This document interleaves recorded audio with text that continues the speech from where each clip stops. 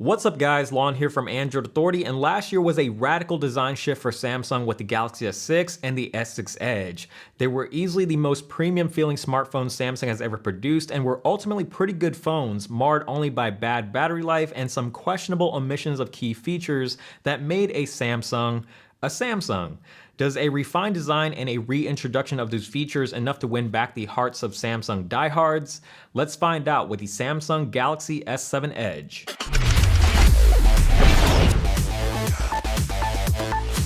So before we get started, I just want to quickly let you guys know that we're handling the review process a little bit differently. So the video review, what you're watching right now, is obviously being done by me, but the written review is actually done by our writer, Andrew Grush, and you can see his thoughts on the S7 Edge up here, linked in a card or down below in the description. And he's actually been using the Exynos version of the S7 Edge. So he'll be able to show you comparisons in terms of benchmarks and all that stuff against the 820 in the written portion. So if you want to see all of that, make sure to check out the written review. But with that being said, let's go ahead and get started with the S7 Edge.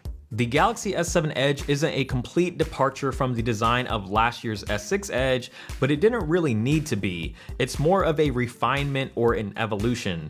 The biggest difference between this year's S7 Edge and last year's S6 Edge is the size. It's a little bit bigger due to the increase in screen real estate, but for a phone with a 5.5-inch display, it's surprisingly a lot smaller in comparison to other flagship smartphones with similar display sizes. A lot of this has to do with how the screen spills over on the sides and the fact that Samsung has managed to keep the side bezels extremely thin. I still wouldn't consider this a compact size smartphone by any means, because a 5.5-inch display is still a 5.5-inch display no matter how you slice it, but it's definitely one of the easier 5.5-inch smartphones to use in one hand. The Super AMOLED panel is everything you would expect from a Samsung display. The colors are vibrant and saturated, blacks are inky dark, it's bright enough to be visible outdoors on a sunny day, and it's Quad HD just like last year's model, so it's still super sharp despite the bump in screen size. If anything, the extra screen real estate makes content like movies and games even more enjoyable, and it may be a placebo effect at this point, but Samsung screens always seem to get better and better each and every year, and the S7 Edge's screen really looks phenomenal. New to Samsung's flagship this year is the always-on display feature. This takes advantage of the AMOLED screen by only lighting up the necessary pixels to show you useful information, but right now it's pretty limited in functionality and nowhere near as robust as similar features from Motorola or even Google's own stock Android. Right now it can show you the clock, a calendar, or a few predefined images, which doesn't do much of anything except just look cool. It doesn't drain much battery, but until Samsung adds more features to it or gives you the ability to peek at notifications, it isn't really all that useful and honestly feels a little half-baked. The glass and metal construction returns from last year's Galaxy S's, so as far as design materials go, it still feels largely the same in your hand, and despite being larger, the S7 Edge feels way more comfortable to hold due to not having those super sharp chamfered edges of the S6 Edge. The metal frame has a much more rounded feel, and the rear glass panel tapers down on the sides, similar to the Note 5. The tapered backside allows for a couple of different things. One, it's a little bit easier to pick up off a table, which actually helps out a lot considering the phone's side rails are a lot thinner than most other phones. And two, the tapered edges allows the phones to nestle nicely in the hand, and it may sound weird, but it honestly is one of the most comfortable feeling phones I've ever held. There are still downsides to this design, however. The phone is still a huge fingerprint magnet, and if you're like me, you'll probably find yourself wiping the phone on your shirt quite often or carrying around a microfiber cloth. The other downside is it's not the grippiest phone in the world, which isn't all that surprising given the build materials. It's not a slippery bar of soap or anything, but you'll probably find yourself being a little more cautious than normal, especially if you aren't rocking a skin or a case. With this slightly revamped design, Samsung has also brought back a couple of key features that were notably missing from last year's models. Micro SD card expansion is back, which means there's only a 32 or 64 gig variant this year, but with micro SD you can expand up to an additional 200 gigs to store all of your photos and videos. The phone is also water and dust resistant again, which means it can survive the accidental dunk in the toilet, a spilt drink, or the occasional rainstorm, but this time around there's no annoying covers or flaps to deal with because it's completely sealed in from the inside. All of the buttons and ports are exactly where you would expect them to be on a Samsung phone. The power button is on the right where it's easy to reach, volume rockers on the left, physical home button up front flanked with capacitive recent apps and back key, and along the bottom is the headphone jack, micro USB port, and the bottom firing speaker. The speaker is nothing amazing, but it does sound significantly worse from previous devices. It's super tinny at high volumes, and you can most likely thank the waterproofing for that one. Now you also might be thinking right now, why Samsung? Why micro USB? Why not USB Type-C? USB Type-C is the future! So the answer to that question is twofold. One, USB Type-C hasn't exactly skyrocketed in adoption. There still aren't that many devices out there that use USB Type-C, so at least for me, micro USB is still the more convenient standard. And answer number two would be Gear VR, which uses micro USB, and the new Gear VR supports the S7, the S7 Edge, the Note 5, the S6 Edge Plus, the S6 Edge, and the regular S6. And from a production or a logistical or raw material standpoint, whatever you want to call it, it just wouldn't make a whole lot of sense for Samsung to make a whole nother VR headset specifically for two devices when they can just make the one that works with all of them. The home button up front still doubles as a fingerprint scanner just like before, and while the setup process is a little bit long compared to other phones like the Nexus 6P or 5X, the fingerprint sensor feels a lot faster and more accurate over the S6 or even the Note 5, and very rarely did I run into the sensor not reading my fingerprint on the first attempt. Internally, the phone has undergone the usual improvements with a faster processor and more RAM. In the States, the phone is being powered by the Snapdragon 820 chip, whereas in other regions, you're getting Samsung's own Exynos 8890, but all versions come with the same 4 gigs of RAM. The version that I've been using for the past week is the Snapdragon model, and overall I've been very pleased with the performance. I will admit there are still some random hiccups here and there, or quote-unquote Samsung lag, but the majority of it really stems from Samsung's own launcher. The flipboard scrolling issues that plague the S6 and Note 5 has been mostly alleviated. It still causes some drop frames when swiping between home screens from time to time, but aside from these small hiccups, general performance has been really great. It launches apps quickly, multitasks, and plays graphically demanding games like a champ, and thanks to the built-in water cooling, the phone gets warm but it never overheats. Speaking of gaming, Samsung is also one of the first manufacturers to take advantage of the new Vulkan APIs in their smartphones, and once developers take advantage of this is going to allow for better games, much smoother gameplay, better graphics performance, and an experience that is much less resource intensive over the current OpenGL framework. Where Samsung has made its biggest improvements is in battery life. The S6 Edge was a struggle to get through a full day, but the S7 Edge's massive 3600 mAh battery solves Samsung's battery life woes.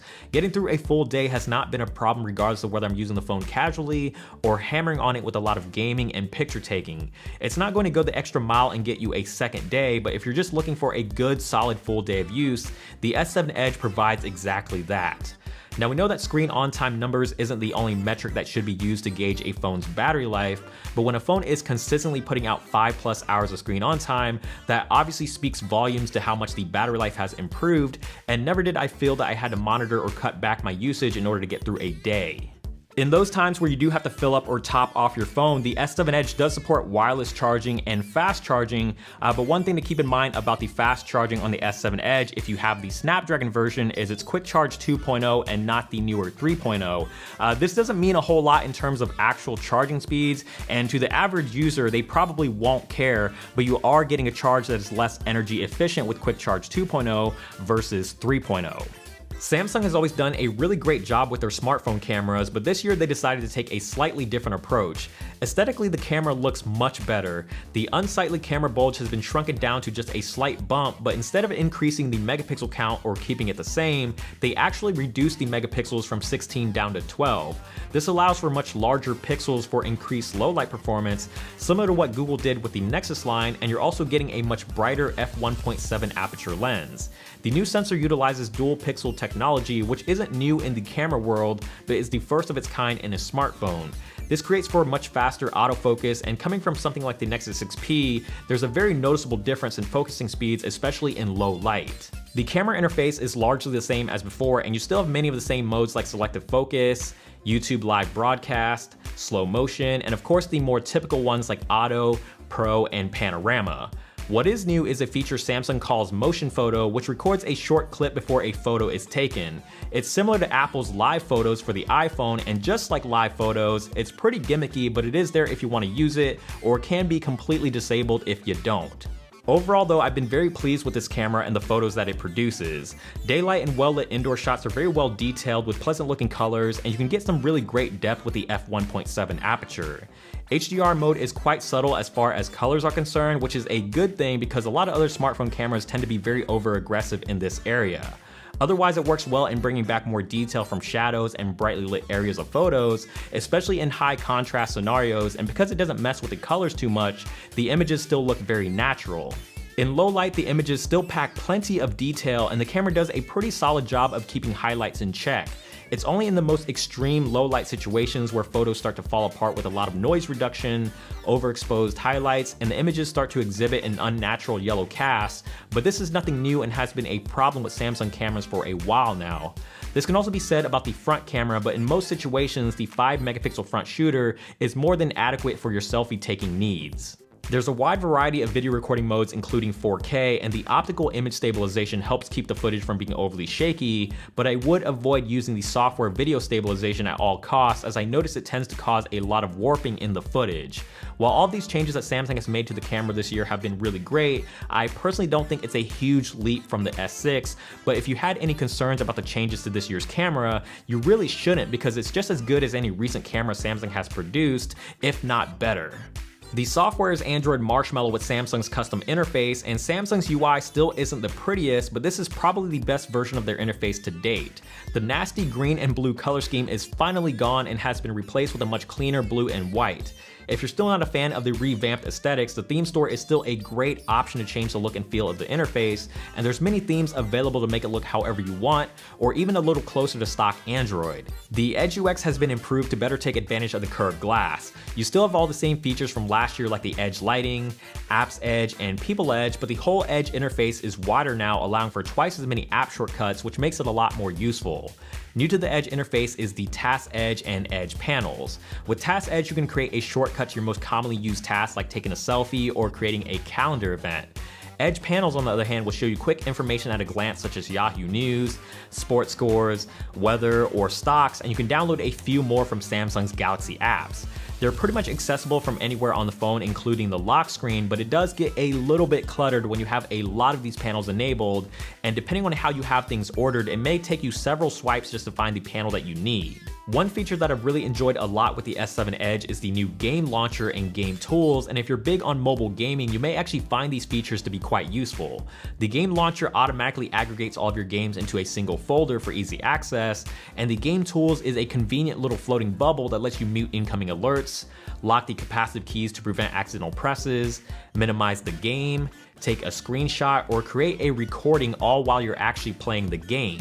Even though Samsung's UI has made some improvements, it's still far from perfect. It's a lot less intrusive, and if you don't like many of the features, you can simply turn them off, but Samsung still packs a lot of crapware and redundant applications into their phones. For basically every Google application, there's a Samsung equivalent of the same app. So on the S7 Edge, you have 2 email apps, 2 web browsers, and 2 voice assistants with Google Now and S-Voice, and depending on which carrier you're on, you may be dealing with even more redundant apps or bloatware. Pricing for the Galaxy S7 Edge is pretty typical for a Samsung flagship.